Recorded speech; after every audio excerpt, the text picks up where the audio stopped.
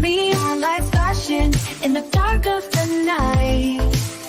I'm playing Pac-Man, it's my second life. The joystick's in my hand, I'm unstoppable. High score secrets, I've got them all unlocked. Memories rush back like a time machine. Take me back to the arcade, where I spent my younger days. In the black lights glowing on a pocket full of tokens. Dance and groove to the beat, on the pixelated screen we meet.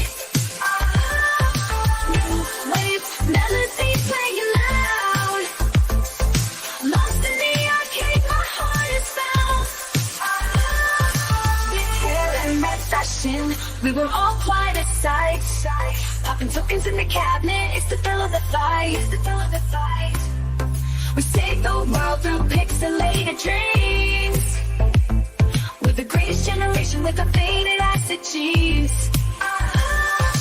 Take me back to the Hi, welcome to our keynote of day 4 of Week of AI. Today we're joined by Mary Howard, a nationally board certified sixth grade teacher from Grand Island, New York.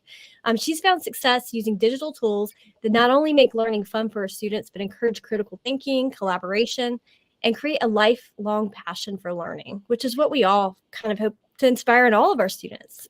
Mary shares her strategies through her blog, yoursmarticles.com, which I love that name. She's published numerous technology articles and has provided webinars on virtual environments. She's been really big. So I always run into her at ISTE playgrounds in the AR/VR space. She's huge in the AR/VR space. She's done a lot with CoSpaces, MergeCube, and most recently, she has written a book on artificial intelligence to streamline your teacher life, the ChatGPT Guide for Educators. So there's no one more perfect for this keynote to kind of guide us through ChatGPT in the classroom. I'm gonna try. and thank you so much. I'm so excited to be here, and what an amazing week this has been. I was just watching the Eduate, and that's phenomenal. So many exciting ideas, and I don't know about you guys, my brain is spinning. With ideas, and exciting things, and new things we can do. And of course, here the school year is about to end, so it's kind of like, no, we have all these good ideas now.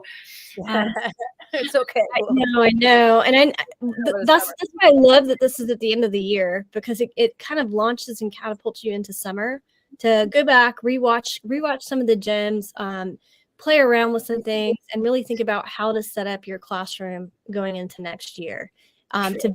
To vet platforms, to vet programs, and think of the learning objectives and goals that we have so we can connect the right tool to the right objective.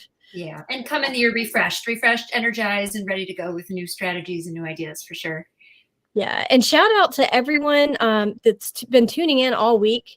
The fact that it is the end of the school year and we are, up against the wall and we're out of gas, but you guys are still showing up every night. So we appreciate you just as much as we appreciate our speakers.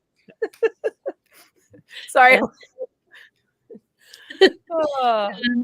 Real quick, eyes open today. I do want to mention we're going to be going into a leadership panel after this, and one of the big leaders or voices in EdTech right now has been Dan Fitzpatrick, who is my co-author in the AI classroom, which I think me, Mary, Matt Miller, we all kind of launched around the same time, and it's been like just a crazy year of new content coming out on AI. So I just want to play a video of a new initiative of Dan's work.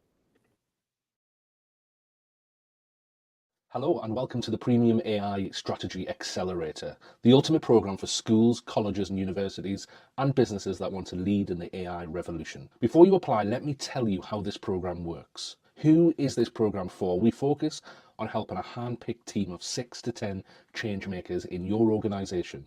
And this elite innovation squad will become your internal startup, pioneering AI-driven solutions that define your organization's future. So that is Dan. He's got this new initiative that he's launching. But without further ado, Mary, I'm anxious to get into your presentation.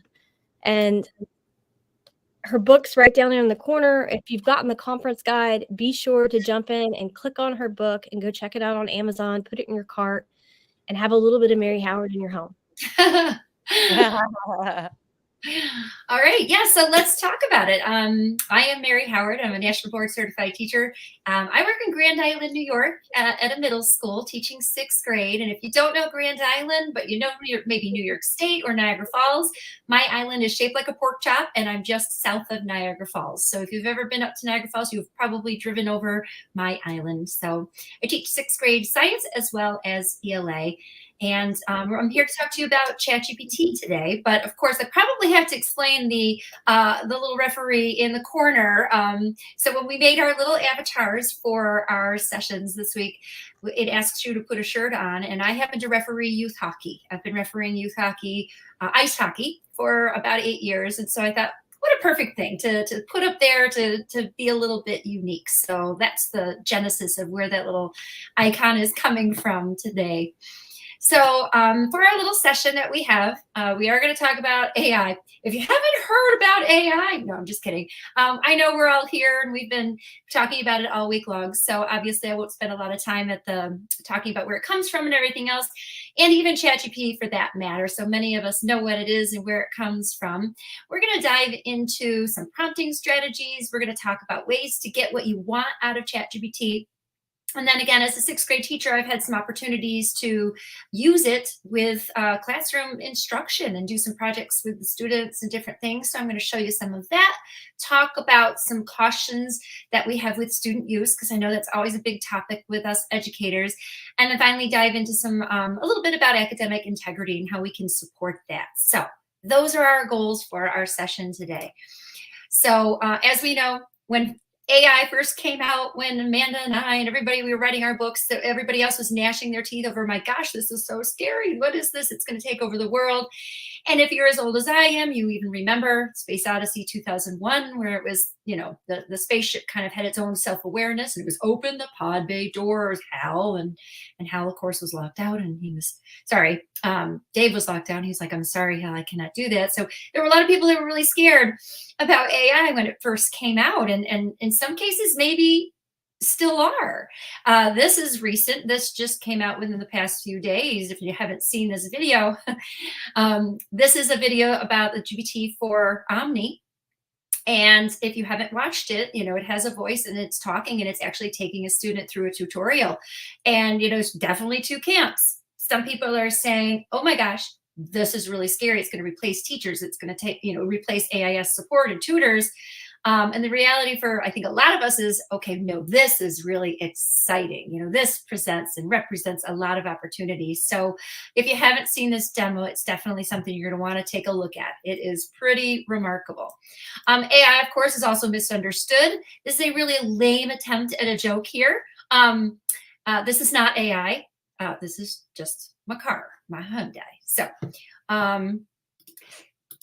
maybe not funny. Anyway, so let's talk quickly about artificial intelligence and these two categories that I like to focus on.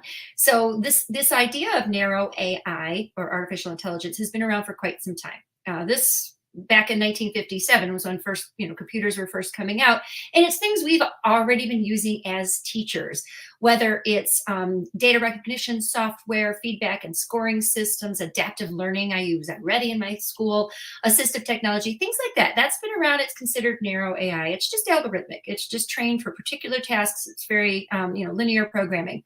What we're seeing now, of course, on the scene is generative AI. It's not broad AI like HAL.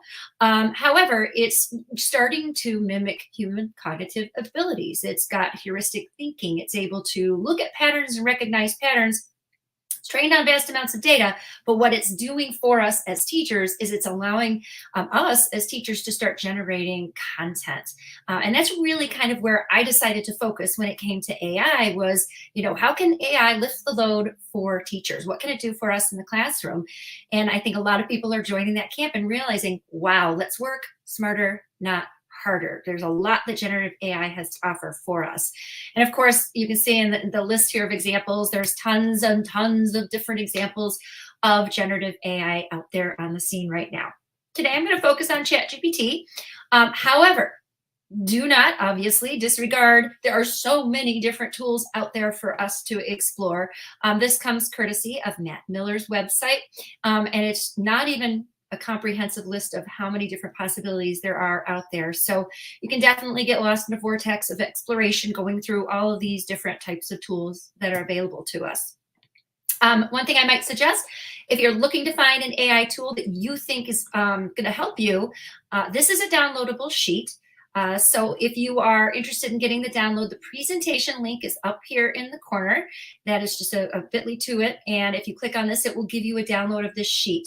So the sheet is designed to help you evaluate AI tools that can support you. So it's just sort of a checklist, and you can go through one after the other. Or if you're going to maybe even do some plug-in PD, you can use this sheet to sort of help you teach other teachers to explore AI. So have a look at that and feel free to download that as you kind of go through this journey of exploring everything that's out there.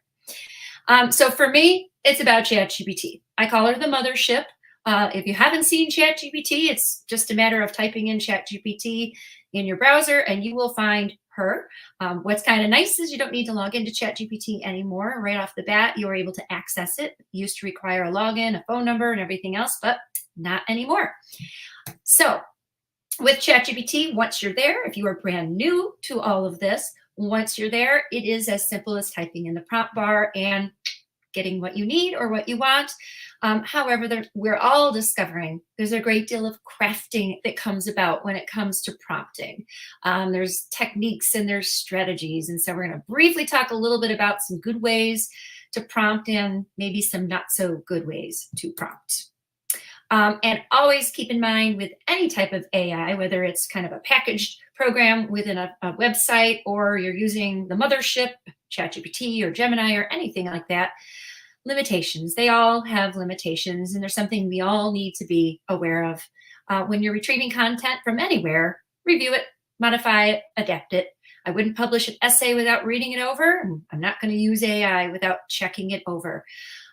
Remember that the content has been created without a conscience and it's been built using humans. And so any kind of bias implicit in the human contributions to the tool could present itself in the content you retrieve. So always be aware of that when you're considering using information from AI.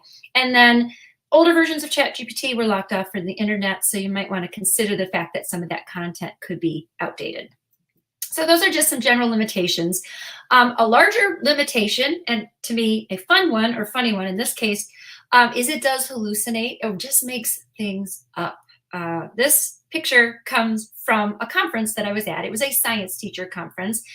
And during the conference, it was keynote and we were having dinner. And of course, the keynote speaker was talking about wombat excrement, because why would we not talk about that during a dinner? Anyway, this researcher's research was about the shape of wombat excrement, which happens to be cubic shaped, if you did not know that. And he has spent his career studying why. Why is it cubic shaped, doing all of this research? And at the time, I was very curious. I'm like, I wonder if ChatGPT knows this, seeing as this is what this researcher is researching.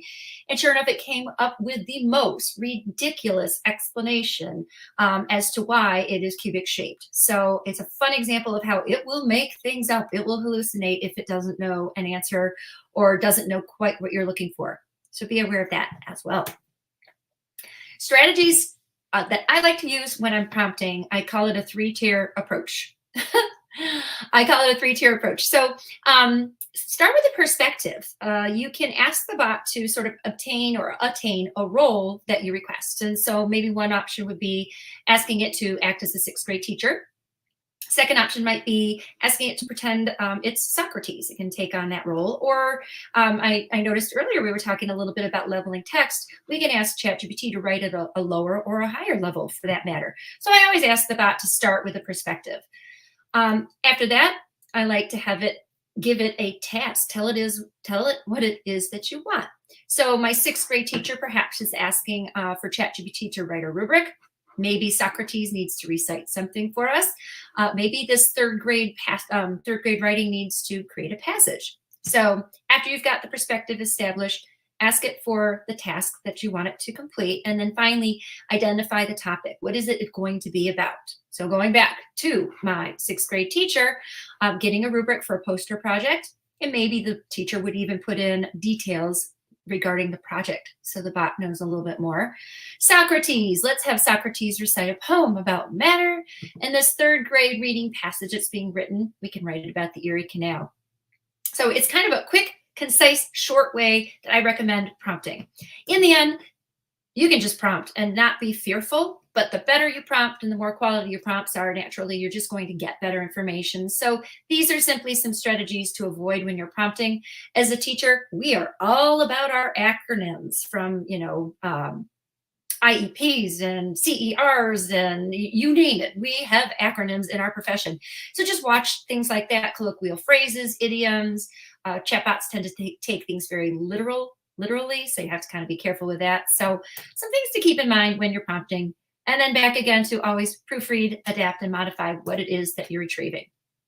So I want to start talking about getting what you want out of ChatGPT. I'm going to share with you a whole bunch of examples of things that are sort of plug and play ideas that maybe you didn't realize that you can pull from any kind of chatbot, really. When I wrote the book, I was thinking to myself about, what do teachers do? And of course, that took me down, the 5,465 million things that teachers do. And so I decided to kind of jump on board of The Thoughtful Classroom by Harvey Silver, because he did a good job of sort of categorizing it then based on these 4 categories. So teachers do things that are organization related. They do things to build positive relationships. They have a lot, hopefully, of things for engagement, enjoyment of children in the classroom. And then finally, things that they create to create a culture of thinking and learning. And so the book is loosely organized based on this structure. And so what I'm going to share with you are a bunch of strategies and just things that you can do to lift the load as a teacher. The whole idea here is let's streamline our teacher lives. Let's get some teachers to stay in the profession, and let's get more teachers coming into the profession. And if AI can support us in that area, I would think most people would be all about that. There's just too many people leaving.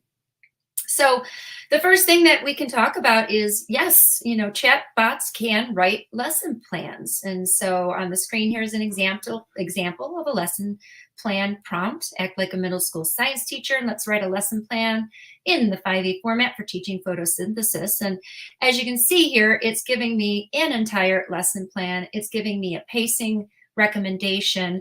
And what's really neat too is, let's say you do get this lesson plan, you can then follow up and ask it for the materials. Say it's recommending that we do some stations, but it says use a reading passage in your first station. You're like, well, I'm going to need that reading passage. Follow up with that prompt. Write me a reading passage for that station, or write me the question set for the other station, or what would I use as a phenomenon? So, it's not a one level type of thing, just get the lesson plan, but you can do follow up and expand upon it and alter it and even ask more of it. Idea number 2. Now, this idea came about when I was doing, actually in my observation, getting ready for my observation, and I knew I was teaching Newton's laws. And I was like, I know these fit the standards. I just don't remember what the standards are, and I don't have time to look up the standards.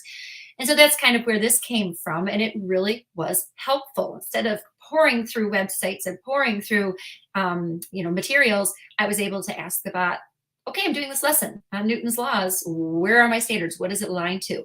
And it really helped me put together that formal observation with the standards in it. So again, if you're like me in the trenches and you come across this situation, maybe this one will help you too. So creating lists of information. This one seems kind of basic, but I've actually been surprised at how helpful this is on a regular basis for me. So one very, very basic example is just create a list of positive comments that you can put on a report card. You can change those comments to be lengthier. Perhaps you have more characters available. You can change it to be smaller. Perhaps you need fewer characters. But it also helps in, if you're grading papers and you keep finding yourself writing the same word or same phrase on the papers or things like that. It just lifts the load, right? It does the thinking for you. So So tackling these lists of information is another great skill that you can use ChatGPT for. One of the things I did with it most recently was, I'm in Buffalo, New York. We had totality on April 8th. And I was also very tired on April 9th, but knew I had to talk to my students about the eclipse. So I went to ChatGPT and I said, write me a list of questions that I can use with my students to talk about the eclipse. And so to break it down even more, I asked ChatGPT to write me 6, and only 6, questions that are considered interpersonal. And for ChatGPT, I told it what I was looking for. Then I said, write me 6 questions that are understanding questions. And I said, write me 6 expressive questions. And so I put them on here and then provided these sheets to small groups of students. And so what I had them do was they were given 3 dice. So a yellow, a white, and a green. And so they took turns rolling the die. Whatever number it landed on was the question they had to answer for the rest of their group. And then the next person would roll the yellow die. Then we continued with the white and we continued with the green. It was a 2-minute plug and play lesson that was ready to go for me Tuesday morning. So again, this is another template that's available to you if you're following along and you have a copy of the slide deck. A link will come up to the slide deck again in a few minutes, but this is just another great way to have a quick plug and play lesson for your classroom. So now we come into vocabulary. Every content area pretty much has vocabulary, and I have found that ChatGPT is wonderful in supporting vocabulary use in my classroom, and it can come in a variety of ways. I mean, we all know dictionaries are available on the internet, and this is a little bit more than that because you can bulk retrieve content, and that's kind of what I like. But also you can tailor make that content for your grade level. You know, so if I know I have this batch of 60 vocabulary words, I can plug them into ChatGPT and ask it to provide me with definitions for each of the words suitable to a 6th grade classroom. Super helpful, super fast. I know a lot of times I look up definitions of words, or my students do, and they have no idea, right? They have no idea what they're writing down. And so it's kind of nice to have that a little more tailor-made. And then I'm going somewhere with this in terms of the formatting. You'll notice that it says place the term in one column and the definition in the second column. And this is intentional because it sets you up for being able to pull this content into other sites. Perhaps you want to make flashcards on Quizlet or some other website. So it's nice to know that it can not only retrieve the content, but it can format it in a way that you can pull it easily out and put it into another resource. So I've done a ton with vocabulary with ChatGPT. Everyone likes the idea of having a tool that will write passages for you. Special ed teachers love the idea that we can take passages and have them rewritten or regenerated at lower, more approachable reading levels. So yes, we can have it write a reading passage for us, but we can also tell it specifically what types of vocabulary we want to have included in that reading passage, or what the framework is for the reading passage. So there's a lot we can do with writing the passages. But on top of that, there's a lot we can do to check student comprehension based on the passage. You can ask ChatGPT to generate multiple choice questions, true or false questions, fill in the blank questions, even open-ended questions based on passages it has written. And so this is a skill we're seeing in a lot of other places as well. But again, I keep calling ChatGPT my mothership because I like this one-stop shopping. I have this spot where I can get all of these customized things for me. So just another skill. So that's skill number 5. And now we're on to my favorite one. This was my hook. I think we all have our hook when we're trolling around on AI sites, and I think Amanda's hook in the other session, she was enjoying the rhyming skills that she saw in EduAid. And mine was this rubrics. We do a lot of project-based learning in my classroom, and it usually requires some sort of rubric to grade. And the day I discovered that I could get an analytical rubric out of ChatGPT that was customized to the project that I was doing, my mind was blown. I was absolutely hooked. And I have to be honest, it took me a long time to craft the right prompt to get the right information that I wanted. So, this is just one example of an analytical rubric with your 5 performance criteria, performance levels, and then your criteria coming down this side. If you want to see how I did this and kind of see a live version of crafting that prompt, I am on TikTok. It's Mary Howard 118. Would love a follow, but at the very least, you can click that link there and it'll take you to a tutorial that'll show you kind of how to create these rubrics, because man, it is super helpful to have the ability to generate a rubric. Just today, I used it and I gave it my performance expectations for level 5 and all of my categories that I wanted to grade, but I didn't have the time to write number 4, number 3, number 2, and number 1. So I asked ChatGPT to do it. And sure enough, it wrote all of the other ones for me, and I was able to put them into my rubric, and it saved me a boatload of time. So something to think about. Rubrics are super helpful. This idea came to me from the Cult of Pedagogy. Jennifer Gonzalez is a remarkable person, and she has a blog and she has a website and tons and tons of resources to support teachers. And this particular example was on her blog, and it talked about just using ChatGPT as an example generating machine. I had a student teacher, and she at the time could not think of an exit ticket for the students. So I'm like, well, let's just ask ChatGPT to come up with some thoughts and some ideas. And so it can be be the thinker when you can't think. I wake up in the morning and I have to teach kinetic energy, yet I have no energy. Hey, ChatGPT, what are 10 examples of kinetic energy that I can use with my students today? So kind of a nice, quick little example. But if you haven't checked out Cult of Pedagogy, highly, highly recommend. Okay, in science, we use a lot of mentor text, and actually I would imagine in many content areas, but this one was really helpful because we do writing of CERs, claim evidence reasoning, and sometimes we just need a model, a mentor text to show students, to guide them and what these types of things look like. And yes, I could write it myself. However, it was really nice to have ChatGPT pull that together for me, which I could edit and modify, but at least it gave me, an idea of what I could use. So just another idea to toss out there. And then going the other direction, ChatGPT is beginning to have the ability to analyze student work. This always comes with a cautionary tale. However, if you provide ChatGPT with a rubric, so it knows what it's looking for, and you put in the student piece of writing, you can retrieve a very good analysis by ChatGPT of student work. And I tried this several times and kind of cross-referenced it. And it was doing a fantastic job of assessing it. So just one other skill that you can look at. And so those are solo ChatGPT ideas. Those are things we can use the bot for just to kind of help us in the classroom.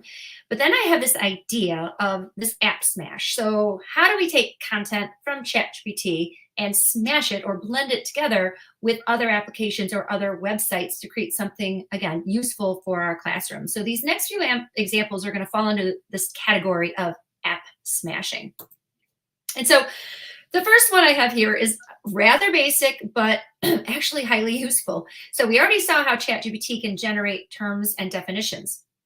And so if we ask ChatGPT to generate a list of, let's say, 15 words with clues, in this case, it's a social studies example, we can take those words and those clues, and if we get it formatted just right, in the way I've asked it to do it, was on each line, place the word, followed by a space, and then a clue.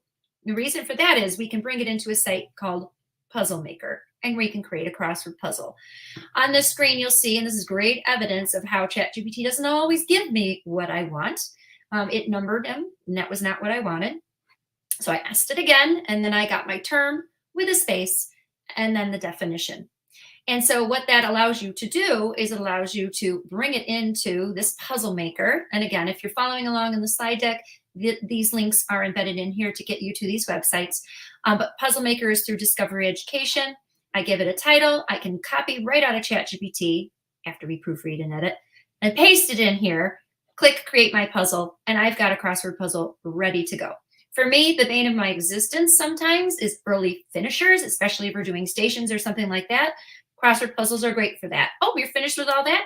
Pop on over to this crossword puzzle on the back table. So it's kind of nice to have that in your back pocket when you need it and not having it be real onerous to create. Same thing goes with word searches. Now, word searches for me, let's see, it's May 16th. Word searches are most useful on June 21st, which is when I'm the last day of school trying to keep everybody occupied. So, ChatGPT, could you write me a list of words associated with summer? Boom, you've got your list of words.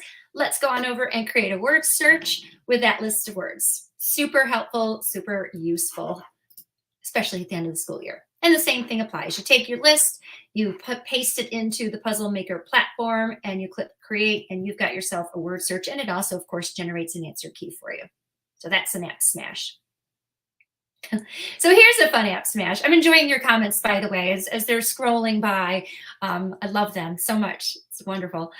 So this one was a lesson I did years ago, generating fake receipts. So we were talking about inferring skills, and these are skills that we need in every single content area. And I teach ELA as well as science.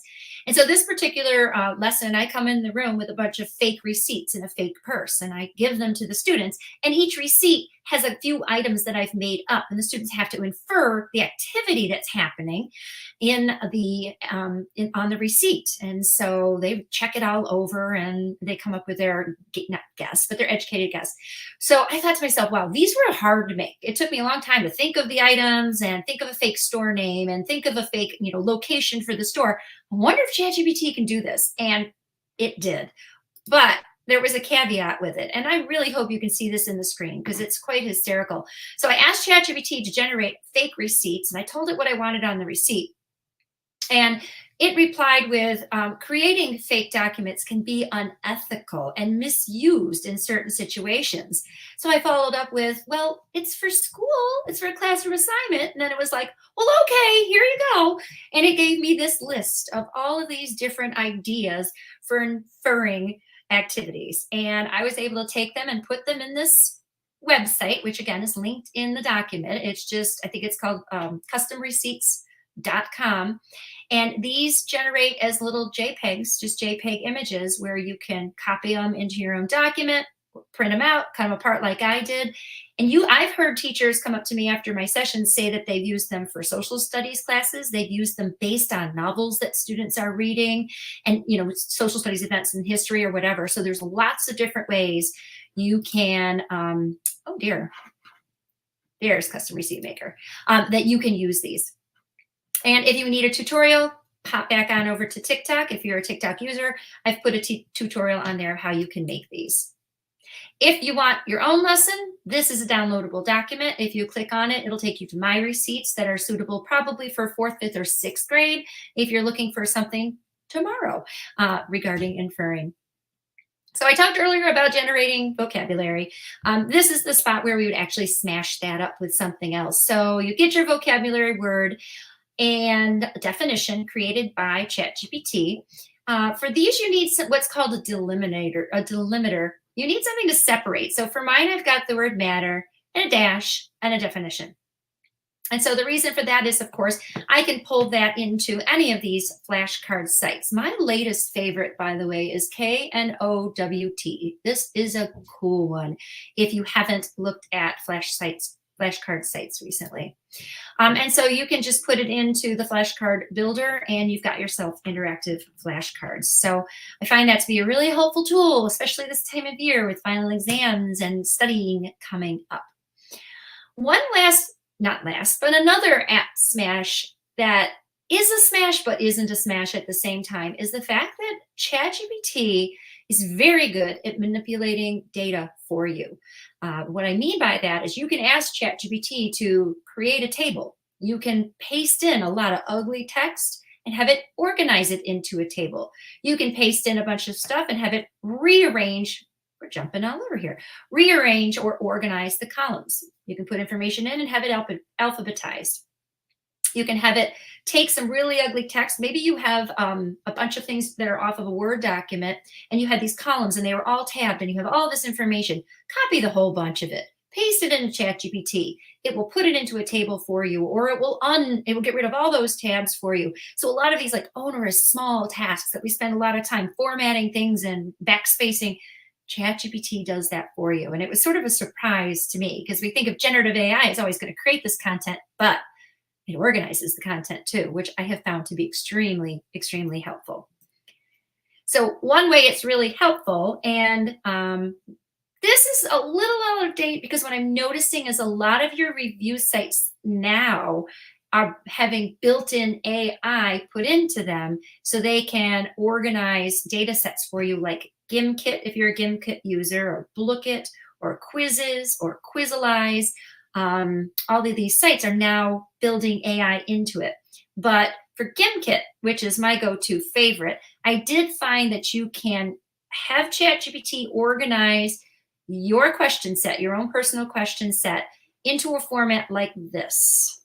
And if you do that, you can pull it into the Gimkit spreadsheet and then pull it straight into Gimkit. So for me, for example, I might copy all the questions off a test, rewrite them a little bit, and I can pull them straight into Gimkit. So I can have a customized set based on my information. It's step-by-step. It's a little bit too long to share in the time that we have, but I do have a YouTube tutorial here if this is something that interests you, if that's something you want to check out.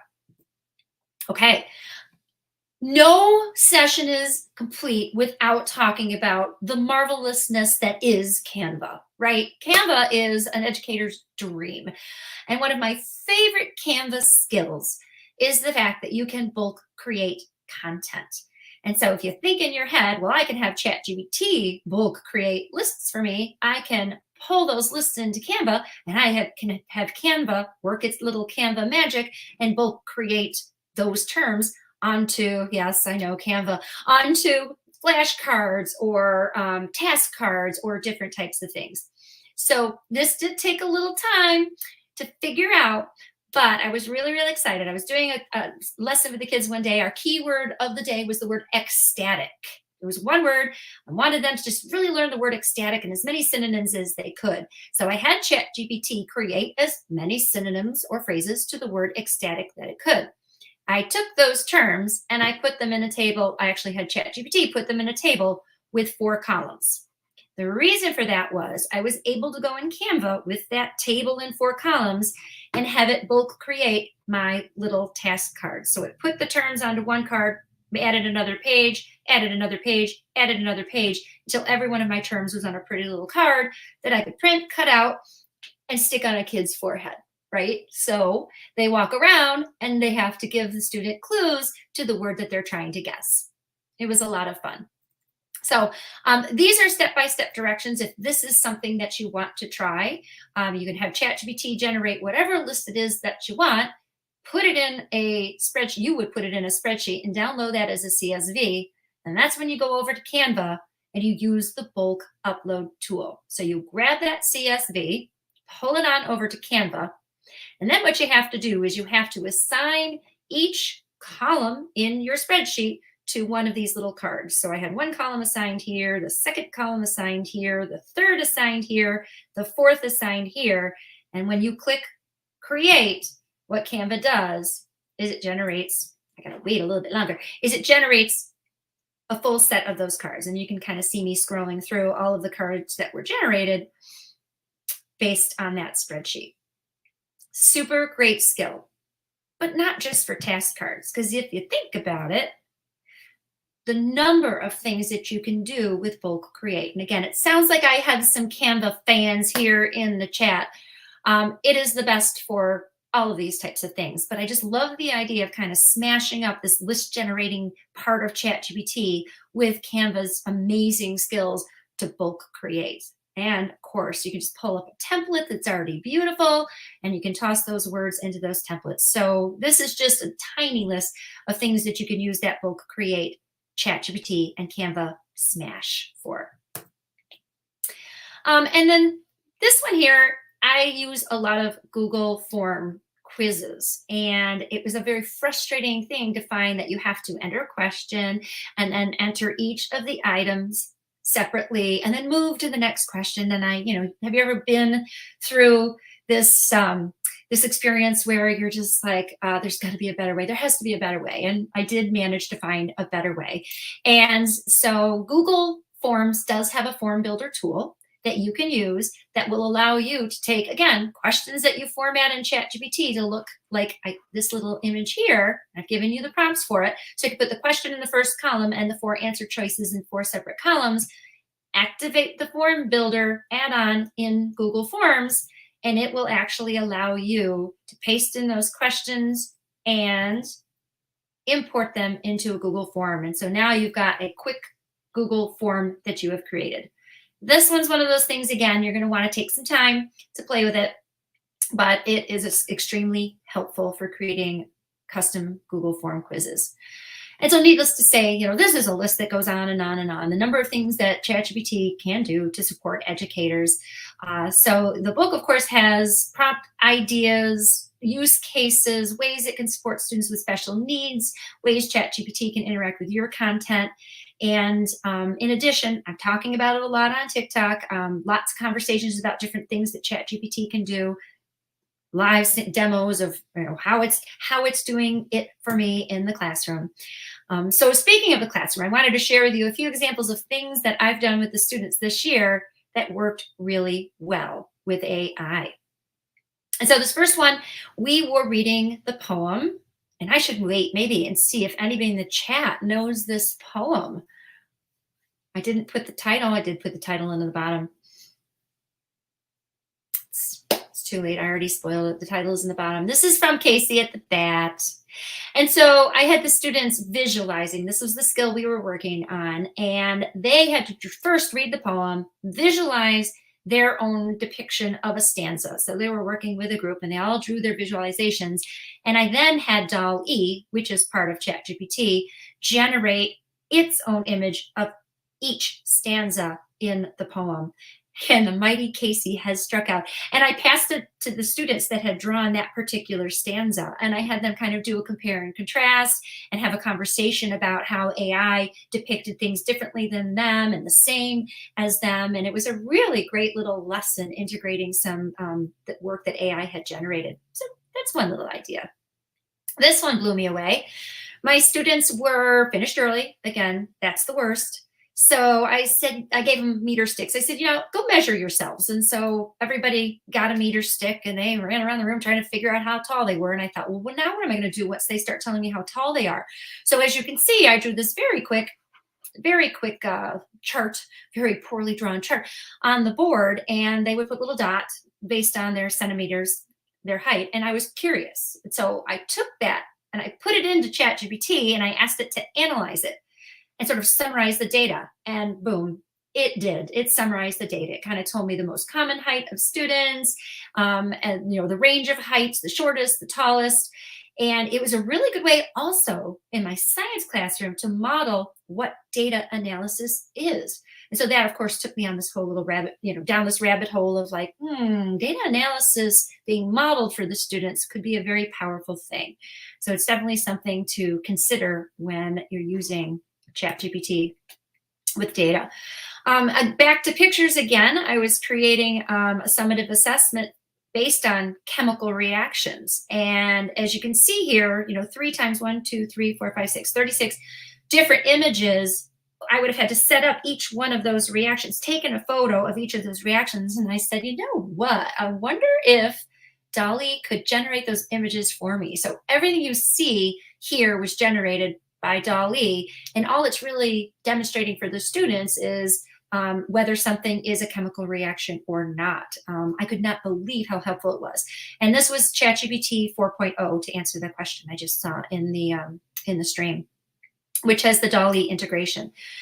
So that was super exciting in the time that it saved me. Now, Amanda mentioned how much I love AR and VR. And so I couldn't not try an integration with ChatGPT and a site known as CoSpaces. If you haven't heard of CoSpaces EDU, it is basically a virtual reality platform where students can design in a virtual space. So my idea for this particular project, and again, the link is clickable if you're following along in the slide deck, was to have ChatGPT do the writing this time. And the reason for it was I wanted students to experience what it was like to work with a bot.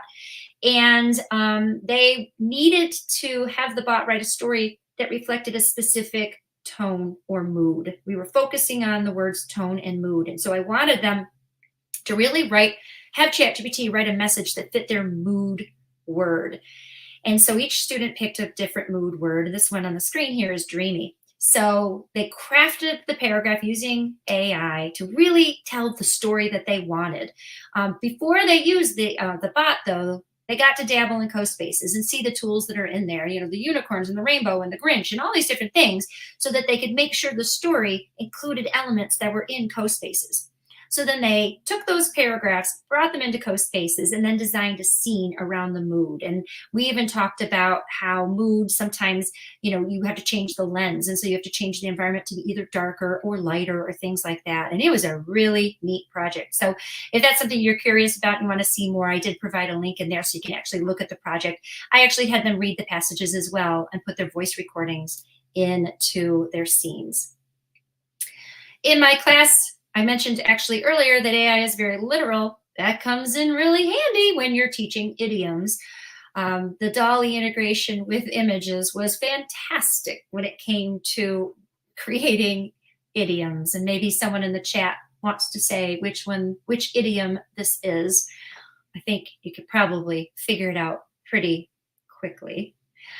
So we use these idioms with the students to kind of guess what the different figure of speech was. Okay, we've come to the part where I want to talk briefly about the challenges that we're facing as educators with student use. It's going to happen. It's going to be out there. Thank you, Terry Lee. When pigs fly, there it is. Student use. It's one of those things that's out there. It's going to happen, and there are going to be benefits. I believe in these benefits, especially when it comes to my special education students with that need use of assistive technology. I think it's going to lift the load in study and research, and it gives students immediate feedback on work that they're creating. And of course, we've got these drawbacks. We have these fears. You know, will there be over-reliance? Will it become a crutch? It's retrieving incorrect information. How do students even begin to discern what's right and what's wrong? And the overarching worry, is it going to undermine independent and creative thinking and, of course, writing skills? So what can we do? AI detectors, as hopefully you know already, aren't the answer. This infographic is fantastic. It's from Holly Clark with Infused Classroom. And there's some great suggestions here on what to do instead of using an AI detector. AI detectors are biased. They are tagging things written by English language learners as being AI produced, and they're just not working effectively. So they aren't the answer. And I think the number one answer, of course, is effective pedagogy. You know, if you are a teacher and you are teaching writing, first of all, you know your writers. You should be reading their writing all the time and know your students and how they write. Secondly, we know that text does not manifest on the screen. Text comes from a graphic organizer. It comes from creative, you know, that draft process of, you know, getting your thoughts together before you actually begin the writing process. And so I think that's a big part of it, is just making sure we are being responsible in our pedagogy when it comes to writing. Now, AI detecting isn't the answer, but brisk teaching has a great extension to support teachers, and it's been really helpful along the way in a lot of different ways. So it's worth checking out because it does a lot of different things to look at student writing, but also provide students with feedback and alter reading levels, analyzing class progress, and lots of things. So you definitely want to check out Brisk Teaching as a Chrome extension if you're working in Google if you're working in Google Documents. It's not working yet on Google Slides, but I'm sure that's probably coming soon. These two are downloadable documents for you. They're just sort of a brainstormed handout that you can provide to students or even to faculty, giving some suggestions to people when they're using AI, some ethical use ideas. Obviously, you know, you've got your do's, things that you want to encourage along the way, but there's a lot of don'ts, things that you probably shouldn't do. So these are just some suggestions and guidelines to support academic integrity among students as well as faculty. So again, shifting our pedagogy. If we're going to be using it, we can use it to bolster the basics. We can use it to have students evaluate their own work, maybe to give them suggestions for improvement. As you saw earlier, I'm loving the data analysis idea with it. Have it evaluate students' work and provide feedback to students like you can do with brisk teaching. And just be careful. Sometimes if you put student work in there, just make sure that there's no indicators of the student's name in there. You can have it generate model work, whether that's artwork or whether that is just mentor text or just model text. And of course, you can teach them how to support their writing with the tool like spell checker, like grammar check. We've been using those already.